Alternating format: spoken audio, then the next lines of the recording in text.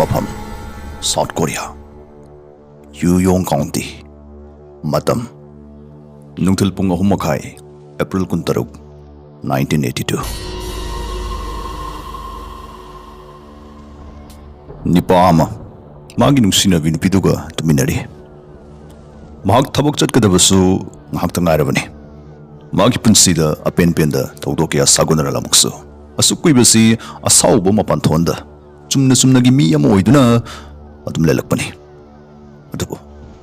adubu ngasidi matang chada puina mangbanong hona akhak raw loina duna sutharakpagum mata chada tingthokna sawani pasi ga saw maidina mioi yankhai mangagi punsi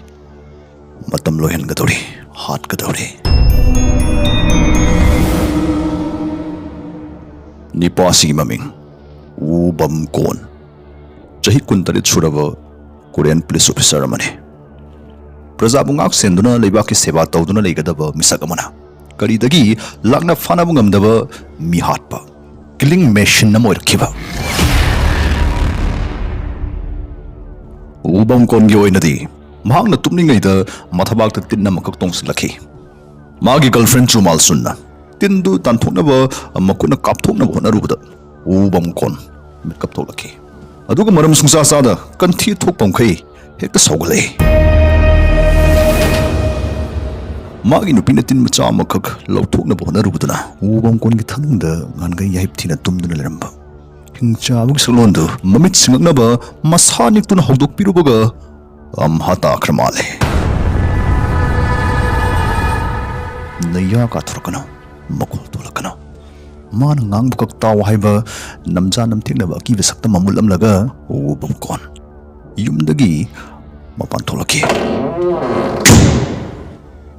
magi hanaga manadaba lichat sasat honglakliba mong matawsi magi girlfriend Jumal sunna tha marigi mamangdagi kabukti khangmade horaklabane adubo nungsiru kauna tok thadoklamadi ngamda khangduna lakbane Mari tarak padadi ubam kon whiskey bottle lama paiduna police station yore mastagi pung ahum makai changna mahag mabuti hek choidri fau whiskey du thaktuna laiki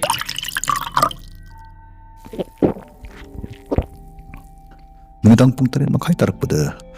mahag yum yore matang stadi mahag sawbuna sawale ising dairagana sabana pupuk sauba matang done Sema yamata haida thabak tawduna leramba magi nupibu minungsi masen amata yauda tamthina phuda bhaure keba yekpa pamjaba nupido gi mamaidu ihingna hingsare pangal son biduna laimaida turingai hatok lagi haiba gi filmda kausin stokte lu paul hongdriba magi nupidu matong pumba toyol tabam khai phudaram lamatong ubam kon police station da muhalaki Matangsta officer taidu meeting amagdamak boardroom da lekirami Asengba tanjasigi masigi khudong sabsi lawduna upam kon khusuklai thamam nongmai bom thampam kamada lona sangslai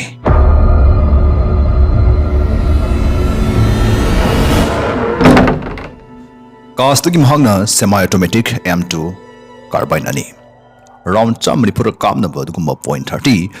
Carbine maru amsung grenade taret amag hapsinduna kastagi kana kanghanda lona thupna mapan thorake mag hausik malem pumbana yuyong massacre haina khangnaba midkap mirau kholan den kiba aki tu jungbugi masak oibadgumba ahing dugi saktam yek nanaba sem saba lorabane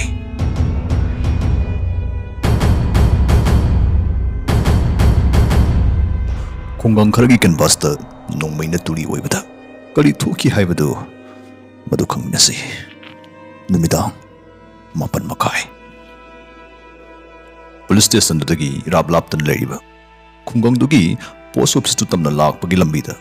ihana na thengna naha ama carbine duna kapthek tuna ahing dugi ahat bami hatu khulang khang kausile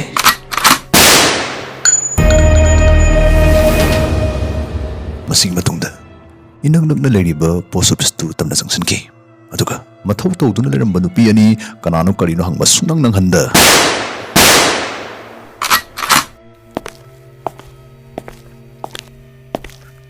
police ko bo yadanabni haiduna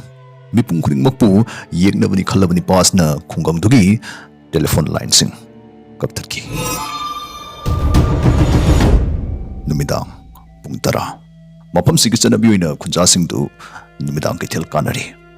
Noki harau tayamba khunjasingdugi mataudu amamba chidai amadagi mahangna uri. Kethelsda mana magi girlfriend pudana pot leiba lakpa khuding luhongdriba nupiga leiminei haibagi phibamda atungda wangangi. Mamitsingdu paina yengi haibagi khunjasingsi mamangna singduna lakpani. Warning amada pida mamine ko ubareng mukudimag pungkapta bore. Mitkuf amagi mamangda harau minong na nilamba kiteldo mitkap miraw ko na mo chinjinki. Ikyangda na kiteldo sarien singamadum malhale. Nanthoktu na chinki kitauba miyoi chunglap amatamna pinsatu na granite ambalang slay.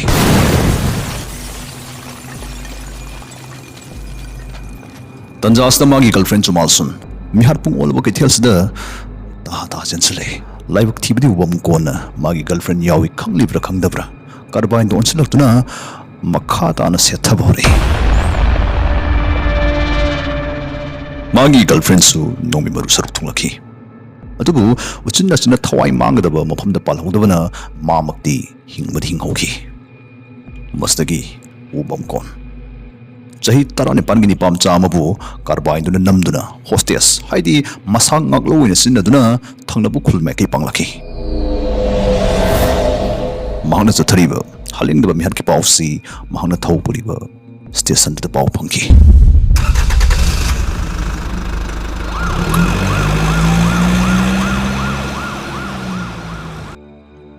Ubam kon thangnabu kunyore. Hostess oina puragli puni pamsa da hai mahi gumba ma leraknaba pakon chire masu matung dinare sapham langslaba ni pamcha amaga khulai chowa paiba police amaga sanglakpudu bada dukandar dung hak changangne ni pamcha du soft drink to tap munduna yaw manhum tang gat gat thakchele aduga thangnam kupta ni pamcha du bo nongmai mamai leiturktuna dukandar du gi mongdamok open fire torake. Dukandar makhongda panki adubu magi machanupi sing amasung magi loinabi khudakta taibang thadoki dukansdagi thokhibaga upamkon khulakta changsinki aduga yumthong changduna batari thongnaw hangdoktuna tumliba imung amadadi thongnaw dagi grenade angsinduna tumlibi mungdu amuanam kaptoraknaga nawsam biramlibani.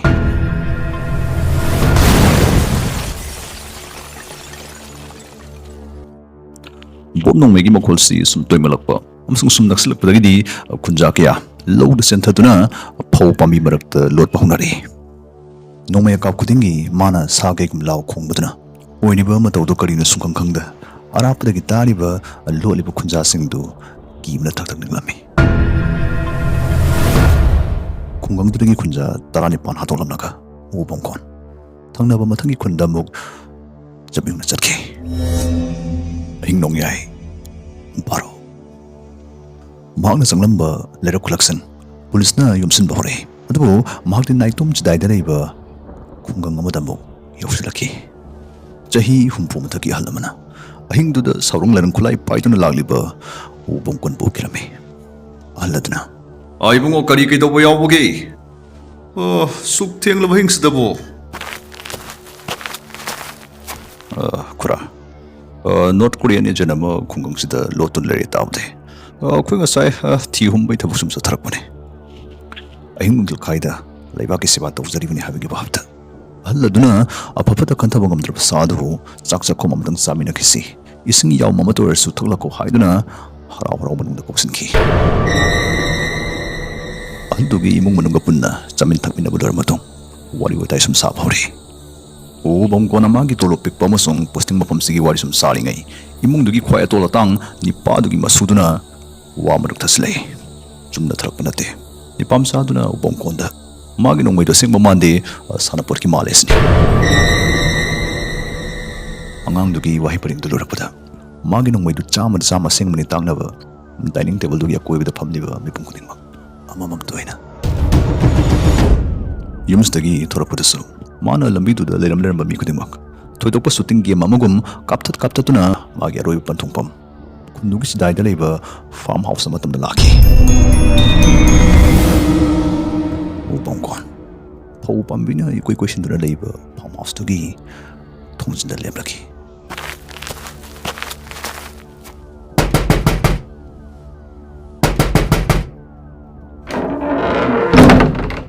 ꯄꯣꯛꯅ ꯉꯧꯔꯕ ꯆꯍꯤ 64ꯒꯤ ꯑꯍꯜ ꯑꯃꯅ ꯊꯣꯡꯗꯣ ꯍꯥꯡꯗꯣꯔꯛꯏ꯫ ꯏꯃꯨꯡꯗꯨꯗ ꯂꯩꯔꯝꯕ ꯄꯨꯟꯅ ꯃꯤꯑꯣꯏ 4 ꯅꯣꯡꯃꯩ ꯅꯝꯗꯨꯅ ꯃꯥꯒ ꯄꯨꯟꯅ ꯐꯧꯒꯩ ꯑꯃꯗ ꯆꯪꯃꯤꯟꯅꯔꯤ꯫ ꯑꯗꯨꯒ ꯄꯨꯂꯤꯁ ꯂꯥꯛꯄ ꯉꯥꯏꯗꯨꯅ ꯂꯩꯔꯦ꯫ ꯃꯍꯥꯛ ꯍꯧꯖꯤꯛ ꯁꯤꯖꯔꯒꯦ ꯈꯜꯂꯦ, ꯑꯗꯨꯕꯨ ꯁꯤꯔꯐꯥꯎ ꯃꯔꯨꯅ ꯌꯨꯏ ꯍꯥꯏꯕꯗꯨꯗꯤ ꯍꯧꯖꯤꯛꯁꯨ ꯊꯣꯛꯍꯜꯂꯝꯕ ꯄꯥꯝꯂꯦ꯫ ꯄꯨꯂꯤꯁꯅ ꯐꯥꯔꯝ ꯍꯥꯎꯁꯇꯨ ꯃꯥꯏꯀꯩ 4ꯗꯒꯤ ꯀꯣꯏꯁꯤꯟꯈꯤ꯫ ꯉꯥꯏꯍꯥꯛꯀꯤ ꯃꯇꯨꯡꯗ ꯃꯍꯥꯛꯅ ꯍꯣꯁꯇꯦꯁ 4ꯒ ꯄꯨꯟꯅ ꯂꯣꯜꯂꯤꯕ ꯐꯧꯒꯩꯒꯤ ꯊꯣꯡꯗꯨ ꯇꯝꯅ ꯆꯪꯁꯤꯜꯂꯛꯄꯒꯤ ꯈꯣꯡꯊꯥꯡ ꯃꯈꯣꯜ ꯇꯥꯕꯗ ꯐꯠꯇꯕꯗꯒꯤ ꯐꯠꯇ꯭ꯔꯕ ꯎꯕꯝ ꯀꯣꯟꯅ ꯒ꯭ꯔꯦꯅꯦꯗ 2 ꯄꯤꯟ ꯆꯠꯈꯤ꯫